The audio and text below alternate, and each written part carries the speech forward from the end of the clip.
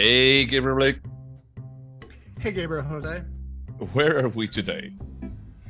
Today I'm in San Francisco. I only wore a light jacket today and was just fine. Good for you. Good for you. I'm in Chicago, and as I'm working from home, I didn't leave my place today, so I could be wearing anything. You know what I realized? Because we were talking about David Lynch last week. We kind of do the weather report just like him. We just do it weekly. We only do it weekly, and we don't put like the same kind of energy in something as banal as that. It's like, imagine that our podcast was about that. Like, Gaybros go to dive bar and they say the weather report. We'd probably That's have it. more- Maybe. It would be like it would be harder to be as opinionated with the weather. So Well, we tend to disagree a lot about which is worse, Chicago or San Francisco weather. true. I just think that Chicago weather is more honest than San Francisco weather. That's very true. You know, when it's 10 degrees, you know that it's going to be cold. When it's 16 in San Francisco, you are not sure if it's going to be cold or not. Every weekend before going to brunch, I ask Alexa, I have to whisper, what the weather is, and she's like, hey, it's 65 and sunny, and then I get to the brunch and it's either 95 degrees and I'm sweating, or it's like 40. Okay. All right. No, that's true. In any case, what did we watch today?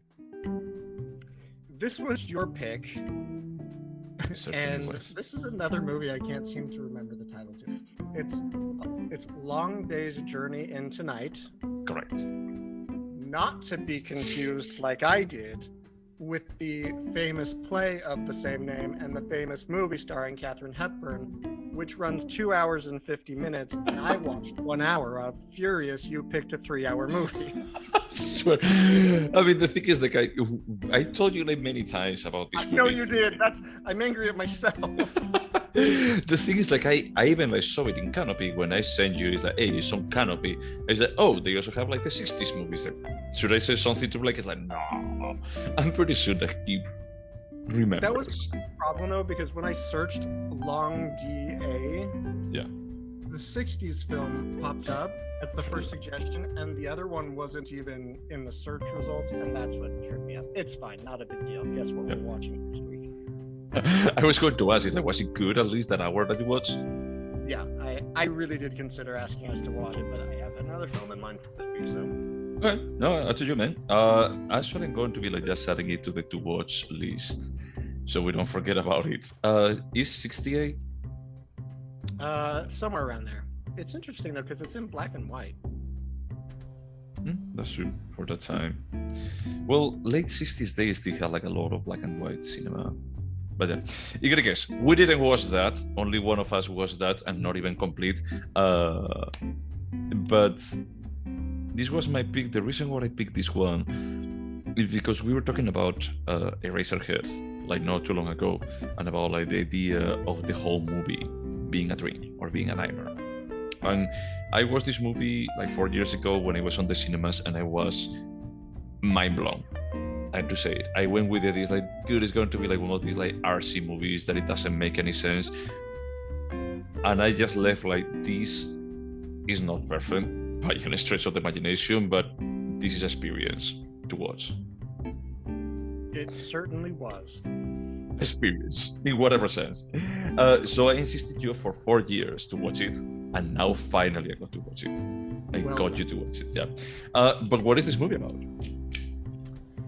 Okay, I'm just gonna call out now that this is a non-linear narrative. Sometimes it's the past, sometimes it's the present, sometimes the future. Sometimes I believe it's a dream, and it's narrated by the main character, who is either a liar or doesn't remember things accurately all the time, in my opinion. So, giving a synopsis of this is a little bit tricky, but I will say it's about, I would guess, a middle-aged man named, I'm going to butcher all these names, I apologize, Luo? Oh, okay. Who fled the city he lived in 12 years ago, and he thought that he might never return, and but because his father died, he did return to town. for the funeral. When he arrives, his father owned a restaurant, and he's speaking to who I'm guessing is his stepmom, because the father left the restaurant to this woman and left the dad's van to the son. And there's all these little elements that I don't even know how much explanation to put into. There was a clock on the wall of the restaurant, a very, very old clock that apparently the dad drank in front of every night, and the stepmom took it down to hang up a picture of the father.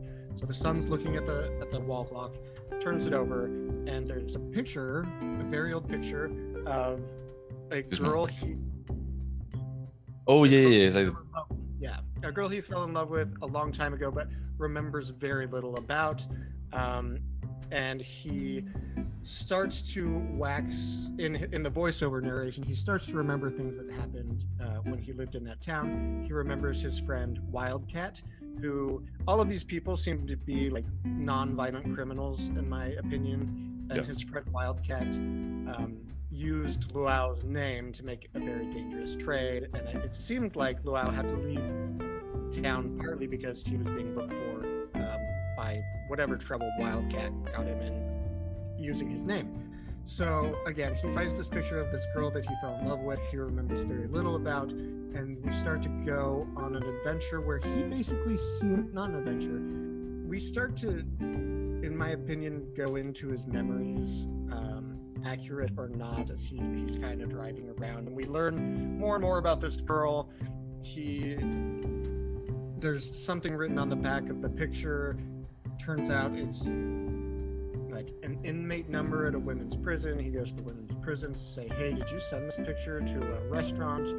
And she barely remembers, and then she ends up remembering and tells the story about how this girl that he was in love with and this female prisoner, they had never robbed anybody before, but they started to pay attention to this house. They watch for the perfect moment when the couple leaves the house, and they go in and start to rob it. In the middle of the robbery, the couple comes home, and so the girls decide just to grab the most expensive thing they can. I think the one that's in Dale steals a watch, and the one he fell in love with stole a green book, which is fairly important. It's kind of like the thread that weaves all these things together in certain ways. And they start to read the book. It's a romance novel, and the girl he's in love with says, I'm going to keep this book and give it to the person that I like the most. And he did give it to her, but he can't remember specifically, or he can't remember the story. No, Luo had the book. Yeah, and the woman in the prison had the front page, right? That's what the prison guard runs out and says, hey, this is from the woman you were visiting, and it's the front page for the book. Oh, gotcha. Okay, yeah. I realized that it was like the first page. Yeah. So, is there anything major I'm missing out before the final 50-minute scene? No, well, I mean, I could say that he basically keeps the search until he gets to an area like almost desolated, where C may show up in a karaoke joint. But they're not going to be, and it's the last night, because they're going to be like closing permanently that place. So he takes it as like, this is my last time of actually reconnecting with this person that I really miss. So he actually goes to the cinema to spend some time, and I think that this in Kaili is like in the same cinema that they used to go together when we had like this affair. And he falls asleep there. But what I wanted to mention is that this is shot like a noir movie. Yep, it's very... not like menacingly dark, but it's dark. Is there characters are unhappy? There is like an underlying current of crime, you know? Is that these are like very jaded characters, very flawed, more than jaded. I mean, the characters. Anybody that's actually happy in the film, which I was thinking about that because we specifically called out in Eraserhead. The only person that was happy, the only character that was happy was the woman in the radiator. And so I noticed all these characters were unhappy, and I was waiting for one happy character, and I didn't. No, that's not about that. I like the transition. You know, that it's like when they play like the title, that usually like a title of a movie is like or at the beginning or at the end. This is like an hour into the movie. Yes, so let's talk about the final scene. He goes in to watch a 3D movie. He puts his 3D glasses on, and at that moment, this movie became 3D if you had seen it in movie theaters. And it was interesting to watch the visuals and imagine what was 3D. In fact, the first scene, there's kind of like he's holding a lantern and he like holds it out to the camera, and you can tell. I'm sure it was impressive to watch in 3D, but we didn't. You saw it in theaters, so did you? But it was not on 3D, that part. I only knew that part was shot on 3D because he, even like when he's on the cinema, he wears like very like conveniently the glasses, like almost like just staring at the camera about like, now is the time. Now is when you wear the glasses. So then we have what appears to be a single shot. I'm not convinced it was actually a single shot because this was pretty low budget, and some of the shots are of entire towns, and they do these things where the camera manages to do 360 panoramic views of a room, and you never see the camera crew, you never see any lighting. It could be a single shot. If it is, it's technically miraculous what they did. It is. It is. It was like the reason why it was like so famous when this came out. And if you actually pay attention, it uses like a bit of the resources from his code in the rope. That is that they actually do like a zoom to a random place, not for cutting the scene, as his code did in the rope. But here it was a bit more, it's like now is when we actually reshuffle all the actors, like the actors run away and the likes. It's like, I believe that the camera is just one single shot. The audio is not even close. But I mean, at some point, the camera just starts to like raise into the air and show entire towns and like, drones? Right, but how do you take like a handheld cam that you're walking around filming them and all of a sudden it just flies away? I'm fully ready to admit it's real, but it kind of felt to me like Birdman, where it's meant to seem to be a single shot, but there's some tricks that might have stitched together some scenes. At any rate, the next 50-minute single shot, appearing single shot, basically just seems to like weave through his unconsciousness, and then there's some pretty heavy metaphors that I think are probably more significant to Asian cultures. Like they talk about how fireworks, you don't give fireworks to someone because it's a reminder of how short our time is. And what's the other gift? I'm totally blanking. The watch. Everyone is the watch because it's eternal. But I think I don't think that it's only like that. You know, I usually tell people I don't like to receive flowers because I feel like it's a transient moment of beauty. It's like 2 days later, it's like, this is gone. It's like, so you're actually just reminding me that we're all going to die and that our beauty is transient, more than actually something lasting or something that requires like a constant effort for making me thrive. So I think that kind of metaphors, I think that they didn't go like too crazy into the cultural part. Okay, personally. that's and I'm not even going to try to describe what happens in the dream. First off, if anybody's planning on watching it, you should probably not know much about what it is. It's not linear at all. It's surrealist, I would argue. And I'm not going to give away the final ending, but it goes back to the firework thing in a very, very nice way that I think insinuated something that was really beautiful. And it kind of felt like I didn't dislike this film, although Canopy, when I searched for this, did recommend as the third search option Turin Horse. I don't know why, but They're RC.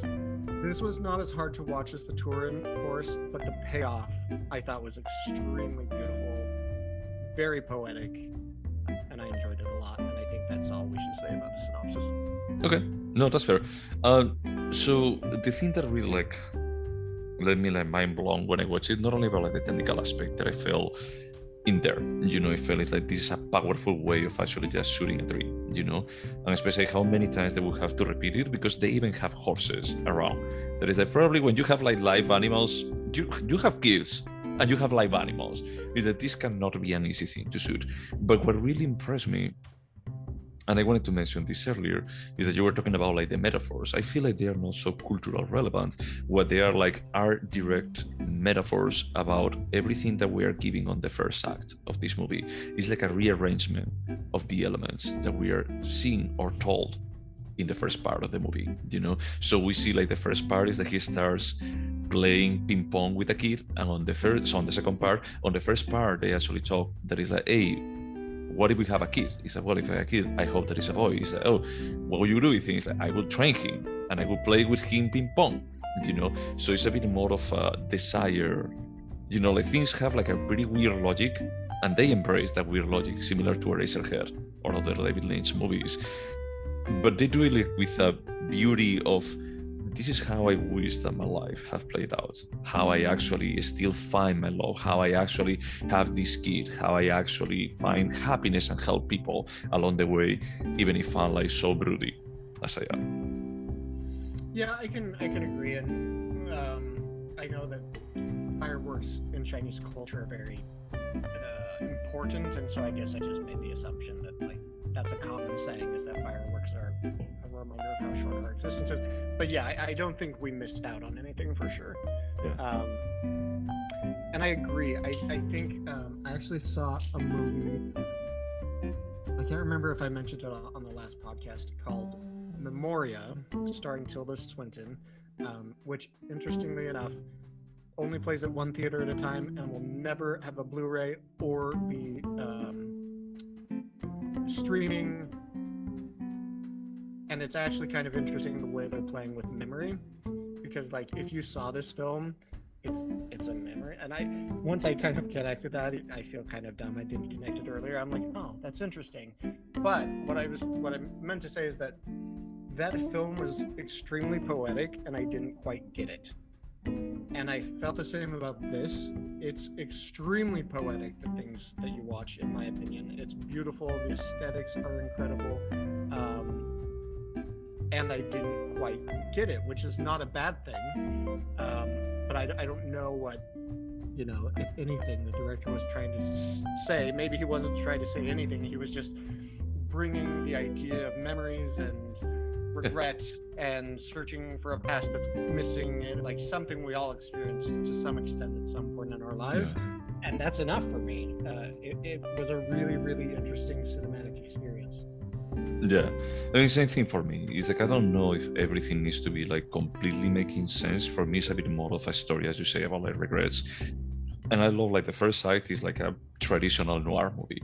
It's like maybe there is a bit more of jump forwards and backwards, and especially can be confusing because the actor is the same, and so it's like hard to actually say, wait, is the present or is the past? Because if he has a bit of a beard, is the present, otherwise is the past. And it's like, and she's the same actress in the past and on the dream scene. And besides what you just mentioned, they make zero effort to let you know if we're seeing something in the past, something in the future, or in the present. So the director clearly wasn't that interested in having you understand everything. That was part of the point. Yeah, I think that he tries to make it a bit more. I don't think that he makes it on purpose. I think there's a bit more of that, look, this is not like the most complicated story ever, but the pace is a bit slow at some points on the first part. So it's like, if you are not paying like complete attention, you may just miss like one of the sentences that it actually has like a core part of it, you know. As I actually didn't realize about like the page, you know, it's like I saw the policeman like just running to give it, and it's like, okay, maybe there was like a paper with more information. And I actually think that he actually mentions where is the goal. Yeah, and so the reason that page is so important is because they talk about this myth that if you write the name of the person you love in a romance book and you go into that person's house, the house starts to spin. And they reference that so many times throughout the film, but if you missed that like crucial conversation, you're just gonna miss out like for another hour. Yeah. And when actually something happens related to that, you're like, why is this happening? Mm-hmm. What is the point of this? But I just had the feeling that it's a very like Magic Realism kind of movie, because even in the noir part, in the real life part, is just to see things like this, you know, that is a bit more of a, it doesn't 100% like fits into the noir aesthetic. It's almost like if the dream is like leaking into reality, but at the same time like the reality is like deciding what the dream is going to be about. All of the elements that we see on the dream, they are like in some kind of way on reality. Yeah, it's tough to like label this, like give it a genre. But if I was forced to, I would say surrealist noir or noir surrealism. I like the adjective you used. What did you say it was? Magical surrealism? Magic Realism. On the first part.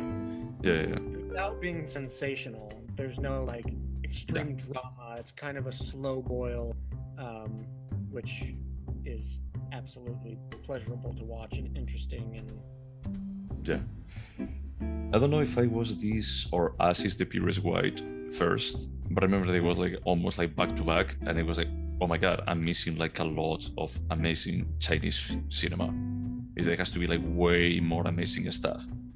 It's a different pace. It requires like like a different kind of energy when you're going to watch it, but it's like this is like one of those movies that just stick with me, like in a way that I wasn't expecting. One of the biggest gaps, well, not that I'm a film expert by any means, but I have seen a lot of movies, but one of the biggest gaps for me is Asian cinema. And you've introduced me to a lot of really good stuff. So but I still feel, I still feel like we are missing like a lot, man. It's like this, I just had the feeling that it may be like easy to just discard like some of the Asian cinema from it's like, oh, it's going to be slow, it's going to be like way too symbolic, I'm going to fall asleep with this. And there is like stuff like this that is like, let's just disregard like the 3D part, because I think that's gimmicky, but the single shots, the only things that I'm thinking about like right now, having like an hour long shot, like single shot, single take, is like the Russian arc and Victoria. Yeah. Man, you need to watch Victoria. With Ana de Armas? Was it? With Ana de Armas. Is that the actress? I think. Let me just see. Victoria movie 2015. No, Laia Costa. Sorry. Is the guy. Remember her from the same. Oh no, I remember her from another TV show from Spain. That movie is interesting because the cast and crew, the cast, they come from different countries and they barely speak English, and they ad-libbed the vast majority of their lines. Just them trying to communicate in English very poorly. Oh god, yeah. But back to this film, I'm really glad you finally got me to watch it, because that's not a movie I ever would have watched for myself, and it's one of the more interesting films I've seen in a long time, and it's not without its problems, I think. To jump forward to a question, there are things that could be improved in my opinion, for sure, but it's not something I feel like I even would want to change, because it's just an experience, and it's thought-provoking in a it's not in a weird way. It's thought-provoking in a different sort of way than I usually think of as a film being thought-provoking. No, I agree. I don't want to go. Actually, let's just start with this question. If I think that this movie could have been better, maybe, but I have no idea why would have changed. It's like I had the fear that it's like, and we mentioned this in other movies, that you may change like a small thing and may actually just change the end result. Yeah, and I don't know that I would want to do that. The person who wants things kind of neatly wrapped up in a box would have preferred to understand a little bit more when we were in the past, present, future. But again, if we knew that, it might take away from the dream part. Yep. The pondering. No, I just think that it's a movie that intentionally leaves things vague, and actually, I mean, sorry for spoiling this, but it doesn't give you like any type of happy ending. I mean, it's not an unhappy ending, it's an ending. It's ambiguous, it's like you take whatever you want from it, I just think that they could have done a third act, but they just decided, let's just leave it like that. Let's just leave it into what does this guy wish to happen? So I want to ask a couple questions about the New York Times movie review, which I read not so much to figure out if I liked it or not, but I was hoping there would be a little bit of an explanation about what I just watched. And first off, whoever reviewed it, I forgot to check who did, said there were several direct references to Ivan's childhood, Tarkovsky, so I think Solaris and Stalker, which I missed out on those. It's been a while since I've seen those three movies. And then I was wondering if you caught that. I don't think you've seen Ivan's childhood, but you've seen the others. Yeah. I have no idea. I didn't realize about it. And then the other call out they made was that they said this is basically, how did they put it? No director since David Lynch, who's in what we call like the independent mainstream, like they're mainstream popular but make weird titles. They said no director has played with non-linear narratives like this since David Lynch's Inland Empire, which I thought was an extremely interesting comparison because, yeah, Inland Empire is one of the weirdest films I've ever seen, but it's not enjoyable to watch, and this was super enjoyable to watch. So. Yeah, I mean, it may actually be challenging about realizing, is this the present or is this the past, but the ride is enjoyable, even if you actually miss it at a second, it's like, okay, I will try on the next scene, maybe this one wasn't that important. So it's not so much, I don't think that is designed as a puzzle, per se. Yeah, I don't think this is something you're supposed to figure out. There's not like a list of 14 questions that you could pay attention to. Come on, I mean, like, the dream sequence is like super clear about like what is... Yeah. It's like you see like the same elements that you saw in the first part of the movie, and then you just imagine about like what they can represent if you actually pay attention to what they were talking about when they were there. Are there any moments that you laughed out loud? I don't remember. I don't think so. I'm gonna mess up the details, but in the dream sequence, I think it's Luau that's holding an egg. Somebody comes and takes the egg, and the boy runs down the hall, and he's like, "He took my egg." And oh, yeah, but it was not on the dream; it was in reality. Oh, was it? Yeah. Well, so the reality part feels like a dream sometimes as well. So. yeah, no, but I think that we see a woman like from behind that is giving an egg to a kid. Or just taking from it. Yeah, but it's like in that house when he goes to see and he's like, oh, is the woman here? Is like, no. He's like, oh, yeah, we're getting divorced. That it also feels like a dream about like, this is not a normal conversation. It's funny because right before we started recording, we just started to compare notes a little bit to be sure our understanding of what we saw matched at least a little bit. And it matched a little bit, but it also didn't match some. Yeah, well, I mean, I think that is fine. I don't think that is like one of those movies that the important part is not like Mulholland Drive, for example, or Eraserhead, that is like, what did you take from it? What did you think that you watched? In this one, you can just think about like, hey, I just watched like the life of a guy that he has like some resentment from not being with the women of her life. Then we see a dream where he tries to make amends with that. Yeah, no, that's a good synopsis. You should have done the synopsis. Maybe we should start like doing synopsis at that level. About like this is like two sentence, kind of synopsis. Not about like going into the details or anything. But yeah, was there any scene that it felt like powerful on the dream part? Besides like the ending. So pretty quickly after he slips into the dream and he goes into the cave, like can't remember if it's before or after he plays ping pong, but he meets somebody. Oh, maybe it is the kid. The kid just kind of comes out of the darkness wearing like a cow mask, skull. yeah. And for whatever reason, like I was like, if this is his subconscious regurgitating, like I was guessing, is this how he saw Wildcat when they were young? Yeah. I was like, holy shit! Like for whatever reason, I was like, this was insane. And then the kid just pulls off the mask, right? And they just start having a slightly contentious, just like not fighting, but just kind of bickering like friends do. Like I was like, oh wow, like he's addressing like demons from the past in such an interesting way. That really stuck out to me.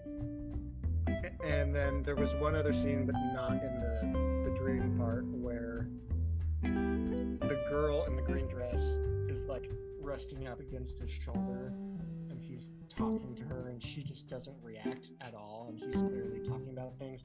And I thought, this isn't realistic at all.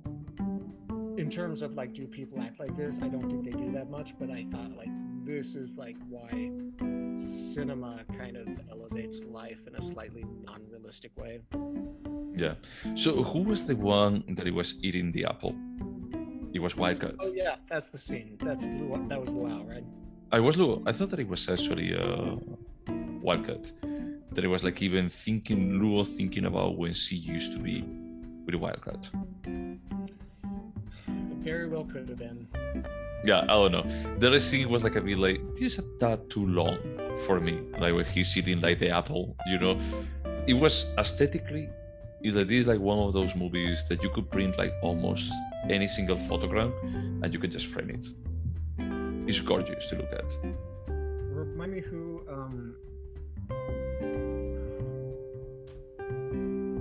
can't think of the director or the name of the film. Ang Lee, who directed. We talked about it after Everything Everywhere All at Once, and we talked about how the scene where the two were talking in the rain after her movie premiere, and how that scene came directly from In the Mood for Love. Yes, the visual aesthetics where everything was so beautiful. It reminded me of Wong Kar-wai. Yeah. I thought about it a couple of times. You know, like when they're on the real world, that is like it's clear that he knows how to play with light, you know, and with the shadows for just like making a scenes interesting. I love like the scene where she's like just walking inside of a building and the guy is like playing outside with a kid with a ball, you know, and she's like just like randomly strolling in there. I don't know, it's like a movie of quiet beauty. Yes, well said, well done. Thank you. There's one other thing. I was gonna say, I really appreciated his use of music because it never told you how to feel, but it always complemented in a very subtle way perfectly what you were seeing. And I was like, this guy knows what he's doing. Or I don't know if he like did all the music himself, but he knew the right guy to hire to do the music. I was like impressed by this, and it's a bit of a pity that it's the last movie that he has seen. He did Kylie Blues. That was like on the synopsis of the movie in Canopy was like from the director of Kylie Blues, his follow-up. Apparently that was a very well-respected film, and so was this one critically. Apparently in China, going to the movies on a date is extremely, like, it's a tradition on New Year's Eve. And so all the whatever, this was the pick. Like everyone should go see this movie on New Year's Eve, and so it made 41 million USD, and I think like something insane like $32 million was from that night, and then trending on their version of Twitter was hashtag I didn't understand long day's journey into night. And so like nobody saw it after after New Year's Eve. Oh, that sucks, man. I'm surprised because I don't know if you saw that it was like a contender for a certain regard in Cannes. I saw that it was at Cannes, but I didn't see that. But it didn't win. It didn't win for that. Have. Yeah. Yeah, I mean, then when we actually have like Lamb winning that award. Also, Tokyo won that award. Come on, the chair part is cute. The chair part is cute. It is, but that's 1/3 of the film. Well, yeah, another robot one. No, it shouldn't deserve. It shouldn't deserve to win. And the other one, the Leprechaun. And so in Leo Carax, you are out. I think we're done with Leo Carax forever. What did we watch besides that? Well, I saw Pola X. Oh. His thing in Tokyo, and then what is that name of that ridiculous movie? Oh, Bad Blood? Yeah. God. You guys hanging out on a plane? Yeah, that one was bad. We still have Holy Motors if you want to watch it. If you want to give him like one last try. Give me 6 more months and I'll. So I forget his name that we talk about, that we had this conversation, and I can just like, look, I think that he's interesting. Let's just watch something. Let's go back to dark French cinema. Exactly. So could you watch Long Day's Journey into Night? Watch it again? Yeah, absolutely. I would like to sit down and I'm not saying I didn't pay attention, but I think the level of attention that you're willing to give will make the experience richer. Yeah. And I would just pay really close attention to the dialogue. Yeah, there is no match. I mean, it's just that like cannot be mangled, like some of the sentences. For me, at least a couple of them, they didn't show up. There was the damn. Okay. And this is no shade to Canopy, but the subtitles were not fantastic. No. At least the ones in English. I don't know if there were others. No, I Spanish subtitles. Yeah, with American subtitles. And I had to say that when I went to the cinema, I remember like just being like, thank God that the subtitles were good, because just missing like one of these sentences, it may be like, what is this part later on, you know? Because it's not like one of those movies that is like, hey, it just happened and it's over. It's a bit more like, hey, whatever happened here is going to be like coming back later. We didn't mention this, I think, in the synopsis. Maybe we did, but there's discussion about a suggested event happening in a movie theater. We don't ultimately find out if what they proposed happened, but in that specific section, I was confused by the subtitles and what they were proposing and the reaction to that during the conversation. Oh, good. Yeah, I don't remember exactly, so I may have missed it too. She suggested that basically he killed someone in a movie, in a movie theater, so that people thought the gunshot was part of the movie itself and no one would suspect, and then they steal all his money and run away. Oh, okay. Yeah, I may have missed it. Maybe my subtitles missed that one. But yeah, would you recommend this?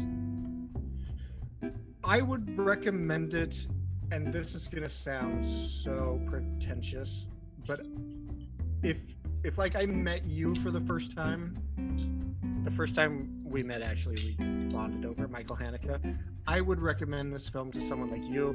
You don't often meet people that go see movies like for the reasons that we do. So if I met someone that was like, oh, they're interested in experimental film or film that doesn't necessarily like make sense, yes, I would, but in very few cases. Right. So I think that I didn't answer this, but I will watch it again tomorrow, almost. Yeah.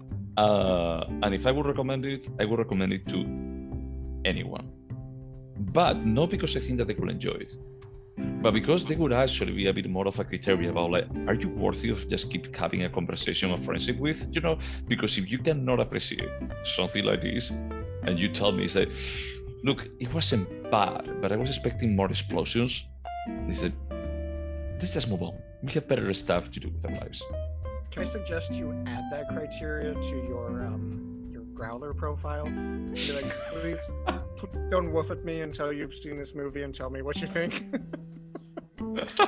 It's like like the wall pay You know, that some mobile apps and the likes is like the world pay for actually having a conversation with me is 2 hours and a half of Chinese cinema. He's like, no, I don't think that I'm going to be like doing that. Yeah, it would be like, you know, like when they pop up like us on Android, like the free apps, and it's like, oh, you're going to be like woofing at this person, and then there's like an ad of 2 hours and a half, and it's the movie. No, that's hilarious, but no. I mean, I just think, I think that this movie could be enjoyed by anyone. Honestly, it was the same way as In the Mood for Love. I think that they are like movies that they can be enjoyed by anyone. They are people that they're going to choose not to enjoy a movie like this. I feel like this might be too ambitious for us, but I feel like you and I should walk away from this podcast with the task: find somebody to recommend this movie to, bring them both on, and have a conversation and see what these people, these uninitiated people, think of this. So instead of being like Fight Club, it's Cinema Club. First rule is you talk about cinema. Well, I mean, no, the first rule is that you never talk about the podcast. You never tell people about in public or in business environment about that. But the thing is that we also mention we have a podcast, but we don't give the name. So we partially break the first rule, like Fight Club. That's true. Yeah. That's true. And now Homework is actually initiating a fight, a cinematography fight with a stranger. By the way, so just going back to 2 episodes ago where we talked about Mass, I just started a new job. Somebody asked me for a film recommendation. I had never met this person. It was via email. She ended up watching it, wrote me an email, said she loved it, and then added me on LinkedIn, never having met her. Well, good for you, man. Yeah. You actually forced someone to watch like what was it, like 100 minutes movie? I forced 2 people at this point, you and her. That's true. I fell for it too. But no, I think that this is a movie that I would be interested in hearing other people's opinions. I wouldn't get like to the point of if someone tells me I didn't like it, I wouldn't say you are dead to me. But I think that this is an amazing movie that unfortunately passed by. Is that most people are not going to watch it. They are not even going to hear about it in their whole lives. And I'm not saying this is like hey, you know, I loved it before it was cool. I'm saying it like it's sad because I honestly think that this is a really good movie. But you have to admit, it's a hard movie to find an audience for. Like, it makes sense. It probably didn't show in many theaters. Many people probably didn't go see it in the few it was in. It may be. When I went to the opera to watch it, I was amazed. I was like just mind blown about like this is something else. You know, is that this is not only about like this 50 minutes like single shot, is that this is amazing. And it's like, and no one is ever going to be like talking about this one. Except us. True. And I wish that we had like a bit of a bigger audience, so people could actually just like listen to something like this about I have no idea what they're talking about, and then they go to watch like the 60s movie. If anybody has an interest in seeing it, it is on a streaming service called Canopy, which you can most likely get access to for free through your public library. Just a service announcement. Yeah, and I think that in any case it's on Prime Video and probably it's also on Hoopla. I always go to Canopy first. But honestly, I think that we're getting to the point that that there is starting to be no, it's not on Hoopla, like more recognition for the foreign cinema, non-English spoken cinema. But it's like too late for this movie because I even think that most people that they make like Asian cinema, probably this is not like one of the big hitters. And actually, I don't think this film got released until 2019 in the US. It was 19 when I went to watch it? It was after Cannes. It came out in 2018 in China. Oh, for the new year. Yeah, so it's 19 probably. I mean, it could have gone to Cannes first, but I would be really surprised that he actually went to the Western market before opening there. Okay. Let me just see. Next question. Would you remember it? Will I remember the plot synopsis? Absolutely not. It's too stream of conscious for me. I'll remember that a guy goes to a town and goes back into his memories. That's it. Yeah. No, I remember some stuff. I'm going to go with just from the perspective that it's like, hey, I remember that it's like basically the guy goes back to his childhood city. He starts remembering about like a lost love. Then he starts searching for that love, and then we go into a dream for an hour. And then I remember like a couple of things. I remember like the pool hall. Yeah. It's like asking, do you remember Jacob's Ladder? I remember the very basic things about it, and that's it. Do you remember you liked it? I remember thinking it was important as kind of a first in terms of streaming consciousness, sort of. What about the cabinet of the Dr. Caligari? That's not really stream of consciousness, it's a dream. The guy's insane, it's a fantasy in his head, but it's not like, I don't know. Clearly, I don't remember enough about it. Okay, it's fine. Maybe we should watch it again. Is there anything artistic about it? Absolutely. The editing, the visual aesthetics, like I mentioned, the movie. I think the acting was good. Not a ton was demanded of the characters besides being like melancholy. That 50-minute shot, regardless of if it's like fully real or not, it's incredible. And it just really artfully explored all the things we talked about, like memories, dreams, regret. For me it's like the definition of art. Like this movie about like doing something gorgeous with really nice elements and everything like coming together like really well and super creative. It's like it doesn't make sense that you have like first an hour of a movie and then you go into a single take of 1 hour. It's like, what were they thinking? That's the part that I feel is that, and then on top of that you add 3D. So this is so random, but it's like, well, maybe it works. I easily see this screening in MoMA, like 100%. Yeah, no, I agree. I think that is like an impressive work of art. Let's go with that. Is it a timeless piece? Yes. The only thing is like the 3D, once again, that even like 4 years later, is already at a point where it's like, 3D? Does it still exist? But I don't think like anybody who's going to stream it is not going to get the 3D, and it doesn't take away from it at all, in my opinion. Well, I had to say that I didn't remember that it was in 3D, like that part. I don't even know if I ever knew it. And when he went to the cinema and I started like just wearing the glasses, I was like, what the fuck is that? Oh, yeah, that's right. It was supposed to be on 3D. But it just took me a second about like, this feels like completely out of place. Are you telling me that cinema that is like in the middle of nowhere and it's like completely decrepit, they have like a 3D camera for playing 3D movies? Well, so my grandparents grew up in rural Idaho, and they had 3D movies back in the day, and they just had those cheap paper glasses. I don't think it requires a ton of technology. It just wasn't very good. It wasn't like The Cave of Forgotten Dreams, Werner Herzog's 3D documentary about cave paintings. Okay, no, that's fair. I won't over-index on that. Could you turn this into a TV show? Absolutely not. This was 2 hours and 10 minutes, and it was enjoyable, but that's as much time as I'm willing to spend.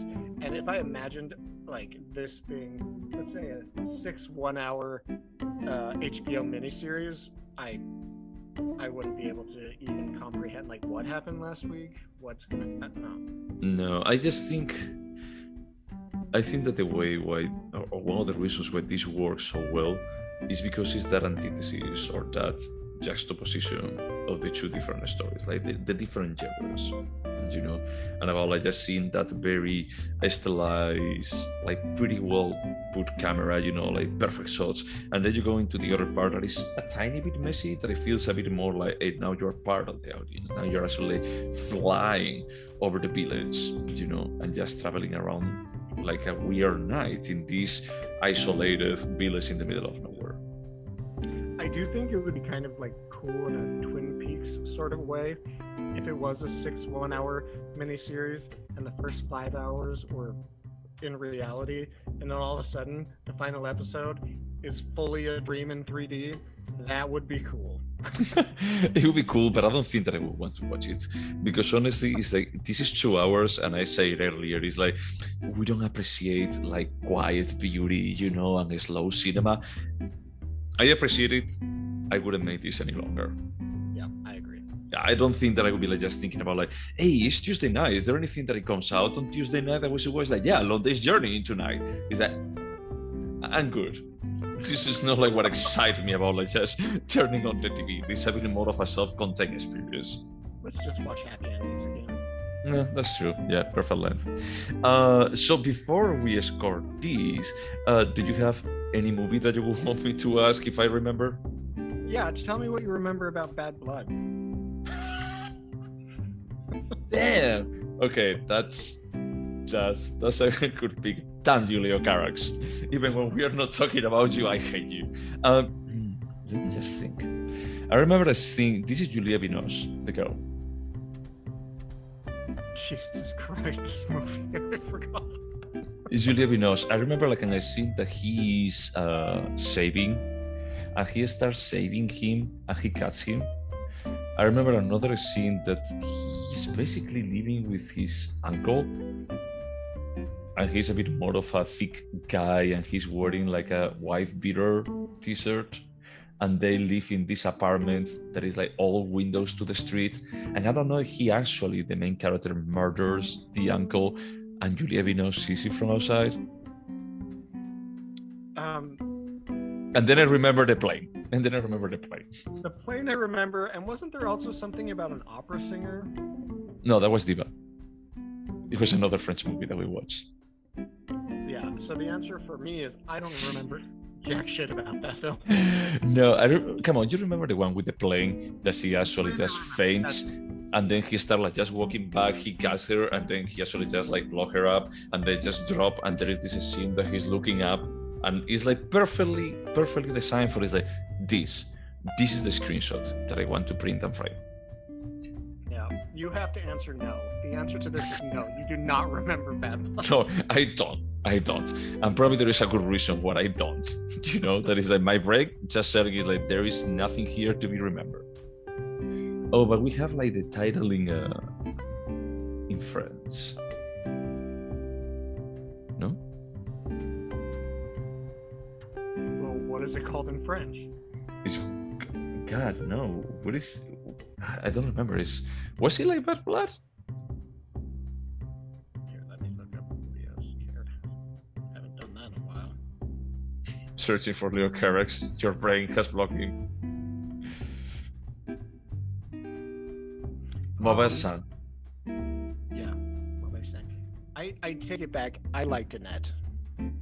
So he did do one movie I liked. Oh, that's right. I completely forgot about Annette.